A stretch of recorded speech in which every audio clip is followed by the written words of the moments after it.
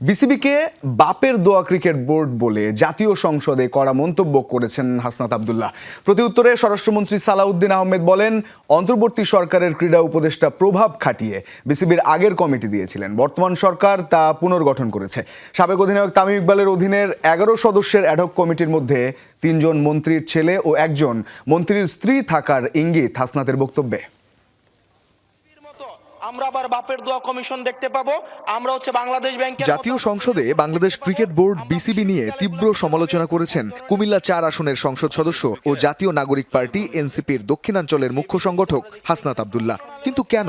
দেশের ক্রিকেটে নজর থাকলে উত্তরটা অজানা থাকার কথা নয়। তাদের যে পলিটিক্যাল রিপ্রেশনের মঙ্গলবার হঠাৎই আসে আমিনুল ইসলাম বুলবুলের নেতৃত্বাধীন বোর্ডের বর্তমান পরিচালনা পর্ষদ ভেঙে দেওয়ার ঘোষণা। বিসিবি নির্বাচন যথাযথ প্রক্রিয়ায় না হওয়ায় তদন্ত কমিটির সুপারিশে এমন সিদ্ধান্ত নেয় জাতীয় ক্রীড়া পরিষদ।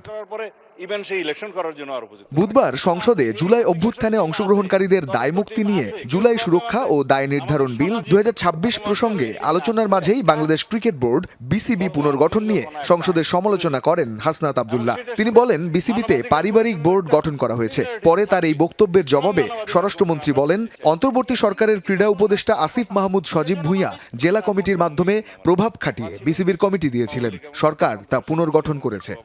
কিসের মধ্যে কি পান্থাবাতে গিয়েছে? যাই হোক, এখানে ক্রিকেট কন্ট্রোল বোর্ড কিভাবে আসলো? মানে স্পিকার ইন্টারিম গভর্নমেন্টের সময় তৎকালীন ক্রীড়া উপদেষ্টা ক্ষমতার প্রয়োগ করে সারা বাংলাদেশে জেলা কমিটিগুলোকে প্রভাবিত করে, তাদেরকে প্রভাবিত করে সরকারি ক্ষমতা প্রয়োগ করে এবং হাইকোর্টে যে রিটটা দাখিল করা হয়েছিল সেটা হার্ড না করে সর্বোচ্চ ক্ষমতা প্রয়োগ করে একতরফাভাবে ক্রিকেট বোর্ডের একটা বোর্ডিং করা।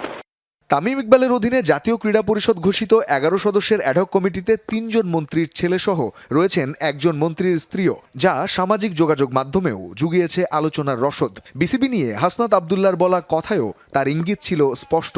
পরে স্বরাষ্ট্রমন্ত্রীও দেন সেই কথার জবাব। বর্তমান গণতান্ত্রিক সরকার মাননীয় ক্রীড়ামন্ত্রীর নেতৃত্বে সেই তদন্ত কমিটি রিপোর্ট প্রদান করার পরে তারা ডিক্লেয়ার করলো এখানে যথেষ্ট অনিয়ম হয়েছে। আরো অনেক কথা আমি বলতে পারতাম, বলছি না। আহ্বায়ক কমিটি, অ্যাডহক কমিটি কাকে দিয়ে হয়েছে? এই দেশের কৃতি ক্রিকেটার, বাংলাদেশে সবচেয়ে পরিচিত, সারা বিশ্বে পরিচিত তামিম ইকবালকে দিয়ে। মাননীয় স্পিকার, আমি জানি আপনার সময় নষ্ট করছি। আমরা এখানে কোনো বাপের দোয়া মায়ের দোয়া করি না।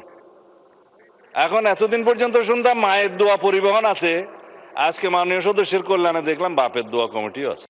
পাপন যুগের পর 24 জুলাই অভ্যুত্থান, এরপর 26 নতুন সরকার। এর মাঝেই বিসিবিতে ফারুক বুলবুলের পর সদ্যই এলেন তামিম ইকবাল। গত 2 বছরে 4 সভাপতি দেখল বাংলাদেশ ক্রিকেট বোর্ড। রঞ্জন শান্ত, যমুনা স্পোর্টস।